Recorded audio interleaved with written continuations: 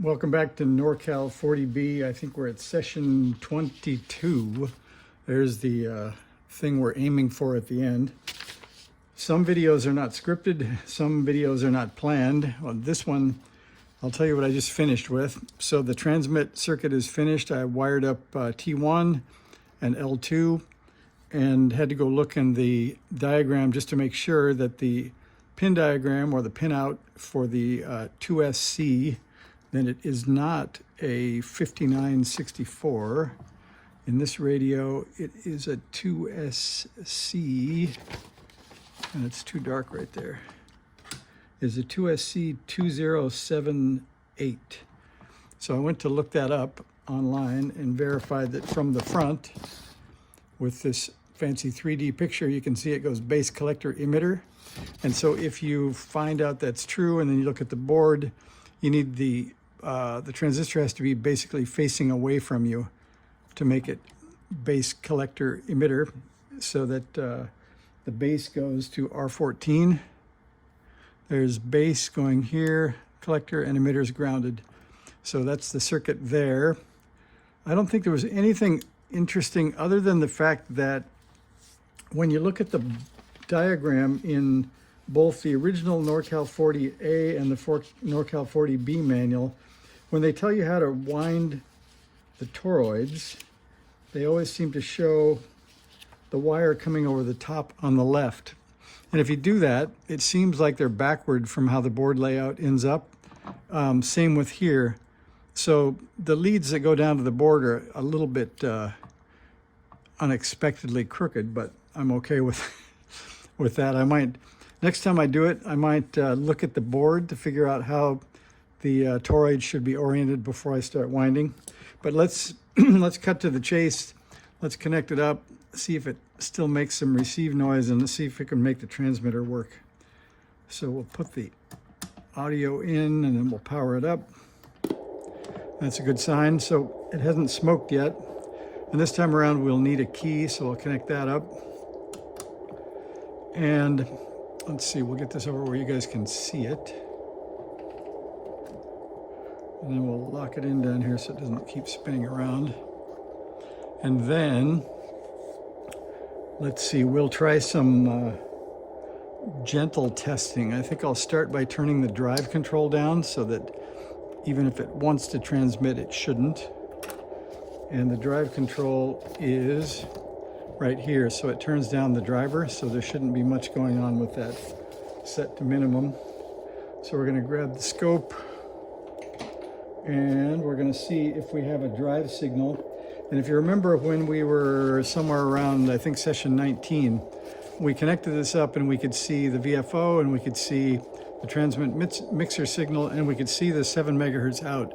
But we haven't yet peaked this capacitor to peak this to be a drive level enough for that J309. So let's see if we can do that first. And ground looks like this is all scratched up from doing that, so we'll do that. And then we're going to look on the schematic and find a good place to look. Looks like TP4, the drive connection, is the easiest, so we'll do that first. And I think this grabs on okay in there. Seems to grab on okay. So we, let's see, should be at about, that's 20 millivolts. That might be too sensitive, but we'll try it out anyway. Nope, that looks okay. So there's a signal. And I think it's still left over from where we looked the last time. We haven't used the scope since then. So it's still measuring at something like 7040. And to align or to peak the part we're doing right now is one of those small 50 picofarad caps. And it is right there. So we're going to peak this circuit to get 7 megahertz peak into that driver. So we're going to see if that actually works. So that is C39. And C39 is right down under here. I guess I better use it right into the stick. Okay. So we'll try that again. Oh, that's a good sign. It's getting bigger. We'll go up to 100 millivolts per division. Well, that's a very good sign. So, because if it wasn't going to be up higher than we had it the first time, it wasn't going to drive a transistor, so that's good. Well, it's getting much, much bigger. Quite nice. Now we're at 1 volt per division. Okay, well that was probably too much. Maybe I was too hopeful. So we'll get on to 500 millivolts. And it's a pretty sharp peak. I think we'll call that good. And then we will measure the voltage a bit.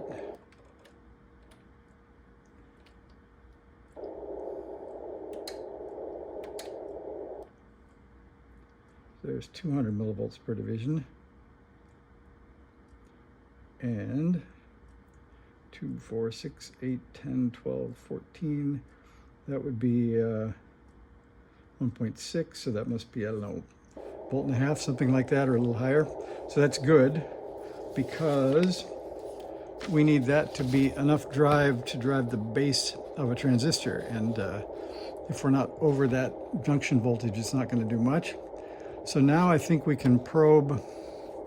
We could be optimistic and probe on the output, and then try the drive control and see what we get. And before we forget, let me switch to the dummy load, which will be a lot more effective.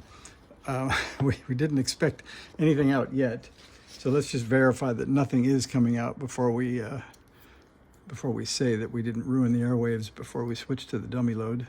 So now we're actually on the output jack to the radio, and we're connected to a 50 ohm dummy load. And there's our output signal, which would be 0, so that's good.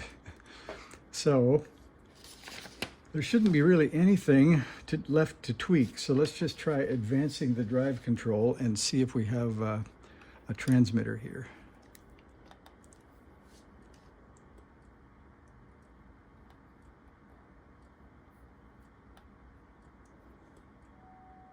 Looks like we do. That's a good sign.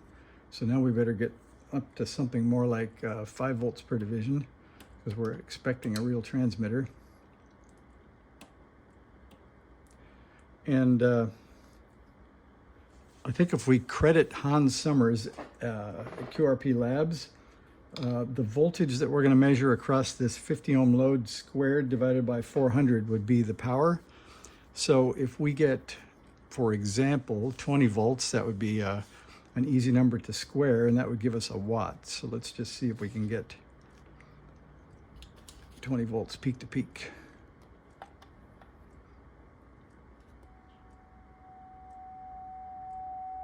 So there's 5, 10, 15.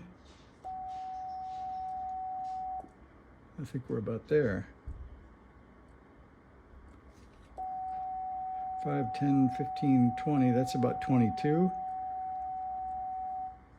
So I think we've got a little over a watt coming out without a lot of extra effort.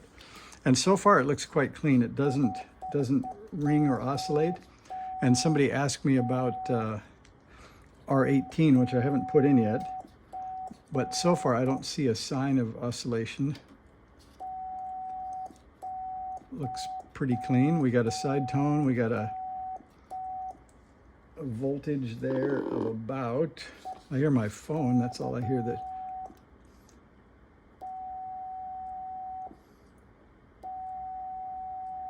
all right, so we're at 5 volts per division, so that's 5, 10, 15, 20, about, we'll give it 22, I guess, something like that. So 22 squared. We'll quickly get that going for you here.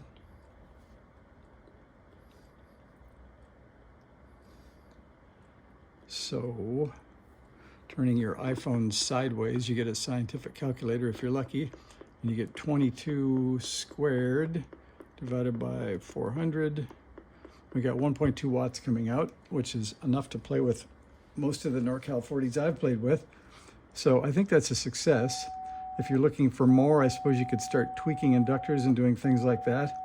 But I think we have a transceiver now, so I think we'll make this short, and I'll see if I can get it connected up tomorrow, and we'll get on the air with it and get the first QSO going here.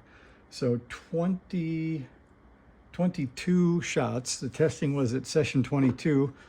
Probably could have been faster, but success anyway. So drop a note in the comments if you're up to testing or what section you're up to, and we'll try to help out or keep you going anyway. I will be building the case and getting a little bit further along in session 23. So thanks for watching, and look for it to look more like a transceiver the next time you see it. Thanks a lot. Bye.